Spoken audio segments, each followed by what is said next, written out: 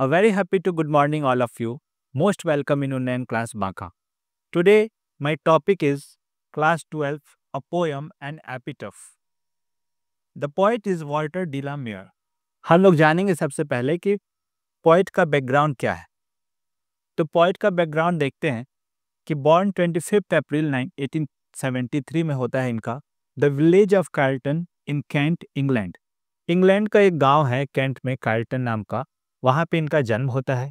इनकी डेथ जो है 22 जून 1956 में होती है।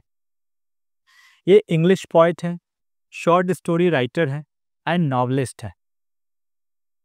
कविताएं लिखते हैं, छोटी छोटी कहानियां लिखते हैं और नॉवेल उपन्यास लिखते हैं।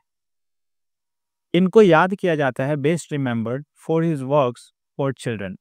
इनको और एक नाम से जाना जाता है चिल्ड्रन पोएट के नाम से, क्योंकि ये चिल्ड्रन के लिए बहुत सारी चीज़ें लिखी हुई हैं उनके मेमोरीज में, उनके याद में, उनके अच्छे बुरे सभी चीज़ों के बारे में इन्होंने लिखा है।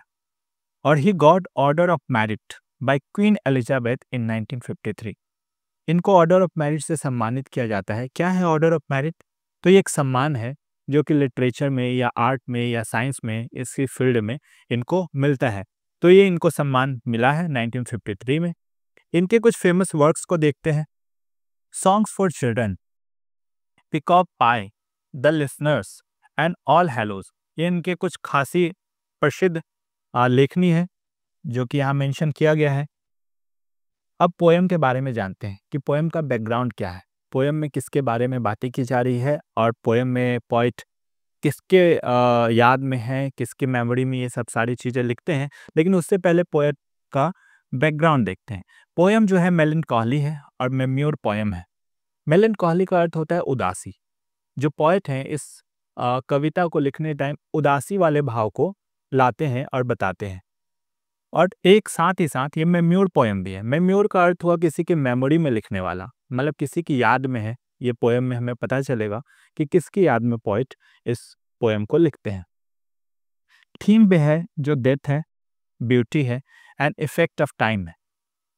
डेथ क्या होता है, किस प्रकार से डेथ के बाद और डेथ के पहले की जिंदगी होती है।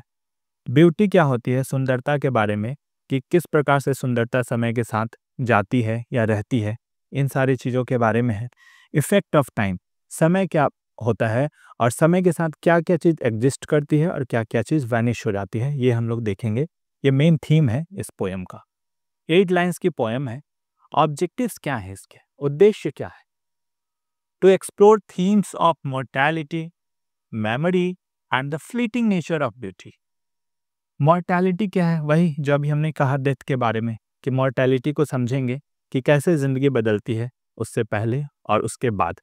मॉर्टेलिटी इटर्नल है, किस प्रकार से क्या रह जाती हैं, क्या नहीं रहती हैं। मेमोरी में लिखी गई है, सबसे इम्पॉर्टेंट ये लाइन है, वर्ड है मेमोरी, क्योंकि पूरी पोएम जो है वो मेमोरी पे आधारित है। अ फ्लीटिंग नेचर ऑफ ब्यूटी, अभी हमने यहाँ डिस्कस किया कि जो नेचर है, फ्लीटिंग का अर्थ होता है क्षण भंगुरता, जो कि कुछ क्षण के लिए रहे, कुछ देर के लिए रहे। तो जो सुंदरता होती है वो भी कुछ समय के लिए रहती है और फिर वो चली जाती है। तो फिर हम लोग देखते हैं, जानते हैं पोएम में। तो ये रहा एन एपिटैफ पोएम जिसको वॉल्टर de la Mare ने लिखा है। और ये इसमें जो मेयर हैं वो अपने फीलिंग को शेयर करते हैं कि इस पोएम में उनकी क्या फीलिंग्स है, क्या इसके बैकग्राउंड है। अब हम पोएम के लाइंस पे आते हैं और लाइन बाय लाइन हम इसे समझने की कोशिश करते हैं। Here lies a most beautiful lady, light of step and heart was she। यहाँ 2 लाइन अगर हम लोग पढ़ें तो यहाँ राइटर कहते हैं कि here lies a most beautiful lady, एक लेडीज के बारे में बताते हैं जो लेटी हुई हैं। तो कहाँ पर लेटी हुई हैं? तो एक कब्रगाह है जहाँ पे एक एपिटैफ है, उस जगह पे ये लेटी हुई है। एपिटैफ का अर्थ होता है जो स्मृति लेख होता है, किसी के मरने के बाद उसके बारे में कुछ लिखा हुआ रहता है, उसे ही एपिटैफ कहते हैं। तो ये हमारा पोएम का हेडिंग भी है। तो कहते हैं कि जो लेडी है बहुत ही खूबसूरत है, मोस्ट मतलब सुपरलेटिव डिग्री है, जो कि बहुत अधिक खूबसूरती को बताता है। और वो कैसी हैं? तो light of step and heart है। Light of step and heart एक फ्रेज है। इसका मतलब होता है कि जो इधर उधर घूमने वाला हो और स्वच्छंद हो, ऐसी व्यक्ति हैं। तो ऐसी महिला थी ये, जब ये जीवित थी, कहीं भी आने जाने कोई बंदिश इनके ऊपर नहीं थी। ये खुले विचारों वाली थी और अपने जीवन को खुशहाल तरीके से जीने की आदी थी। I think she was the most beautiful lady that ever was in the west country. यहाँ पे एक शब्द आता है वेस्ट कंट्री, और बताते क्या है कि द मोस्ट ब्यूटीफुल लेडी है। वेस्ट कंट्री क्या होगा?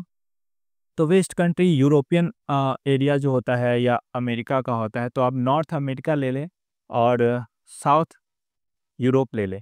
ये पार्ट के बारे में खासा यहाँ पे डिस्कशन हुई है कि पूरे वेस्ट कंट्री में जो है ये जो लेडी है सबसे खूबसूरत महिला है। पोएट इसको पूरे वेस्ट में सबसे खूबसूरत बताते हैं और कहते हैं कि बहुत खूबसूरत है, लेकिन उसके बाद जो बताते हैं कि बट ब्यूटी वैनिशेस, लेकिन सुंदरता एक न एक दिन खत्म हो जाती है। ब्यूटी पासेस, वो चली जाती है। हाउएवर रेयर इट बी, चाहे वो कितनी भी दुर्लभ क्यों ना हो, चाहे वो कितना भी अनोखा, कितनी भी खूबसूरत क्यों ना हो, एक न एक दिन सुंदरता चली जाती है। इस लाइन से जो पोएट हैं वो बताते हैं कि कोई भी चीज़ फिक्स्ड नहीं है, कोई भी चीज़ इटर्नल नहीं है। खासकर अगर हम ब्यूटी की बात करें तो समय के साथ वो पासेस होती जाती है और ख़त्म हो जाती हैं और वो स्थिर नहीं रहती है।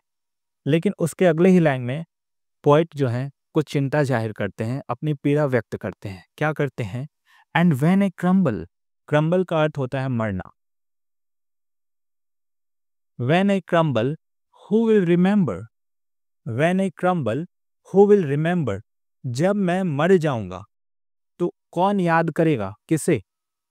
This lady of the west country, इस वेस्ट कंट्री की जो खूबसूरत लेडी है उसे मेरे मरने के बाद कौन याद करेगा? मतलब अभी राइटर पोएट ने कहा कि जो ब्यूटी है वैनिश हो जाती है, ख़त्म हो जाती है, लेकिन कहीं ना कहीं अगर यहाँ पे ये पोएट जाते हैं और इनके बारे में चर्चा करते हैं, इसका मतलब ये बताते हैं कि मेमोरी एग्जिस्ट करती है। भले ही व्यक्ति की मृत्यु हो जाए, लेकिन उनकी जो यादें हैं वो आज भी जीवित रहती हैं। लेकिन अगर वो मर जाएं तो उसके बाद क्या मेमोरी भी रह जाएगी कि वो भी समय के साथ खत्म हो जाएगी? ये सवाल उठाते हैं। आखिरी लाइन में पोएट ये सवाल उठाते हैं कि मेरे मरने के बाद क्या इस खूबसूरत महिला को, जो ये खूबसूरत महिला है, क्या इनको कोई याद रखेगा कि इन्हें भी भूल जाएगा? जिस तरह से इनके मरने पे इनकी ब्यूटी खत्म हो जाएगी, क्या मेरे मरने पे इनकी जो यादें हैं वो भी खत्म हो जाएगी? तो ये सवाल आखिरी लाइन में उठाते हैं पोएट। यहाँ कुछ इसके हार्ड वर्ड्स हैं, यहाँ पे हमने दे रखे हैं। इस पोएम को अगर हम और ब्रेक करें तो थोड़ा सा आते हैं। सब्जेक्ट क्या है? इस पोएम की जो सब्जेक्ट है वो ब्यूटीफुल लेडी है, और इसमें कहते हैं आयरनी, एक आयरनी, ये फिगर ऑफ स्पीच कह सकते हैं इसको, लिखने का तरीका। आयरनी मतलब होता है विडंबना। मतलब खूबसूरत महिला है जो कि light of step and heart है। इसका मतलब है कि जो खूबसूरत होता है, ये बहुत बड़ी विडंबना है कि वो इतने स्वच्छंद हो, इतने खुशमिजाज हो और कहीं भी आने जाने की आदी हो, ये बहुत मुश्किल से होता है। तो वो उसको आयरनी के रूप में यूज़ करते हैं कि इतनी खूबसूरत महिला light of step and heart है। ठीक है, इसकी जो प्लॉटिंग है इस पूरे पोएम की सेटिंग से, वो ग्रेव के सामने है, जो वेस्ट का एक ग्रेव है उसके सामने इसकी प्लॉटिंग होती है। मेमोरी पोएम है और एक लव भी बताया जा रहा है। लव के साथ साथ एक फियर भी बताया जा रहा है कि मेरे मरने के बाद इन्हें कौन याद रखेगा। तो हम लोग देखते हैं कि इसमें मेमोरी है, एक तरफा लव भी है जो कि ये पोएट जो है वो इस खूबसूरत महिला से करते हैं। दूसरा मेमोरी, लव, फियर, तीसरा फियर भी है, एक डर है कि मेरे मरने के बाद इनको कौन रिमेंबर रखेगा, कौन याद रखेगा। ठीक है, तो ये सारा बैकग्राउंड है जो कि पोएम को समझने के लिए ज़रूरी था, जो कि हमने एक्स्ट्रा बता दिया, इसके प्लॉटिंग्स बता दिए, सेटिंग्स बता दिए। तो पोएम यहीं पे ख़त्म होता है। मुझे उम्मीद है कि आपको समझ में आया होगा। इसी के साथ थैंक यू।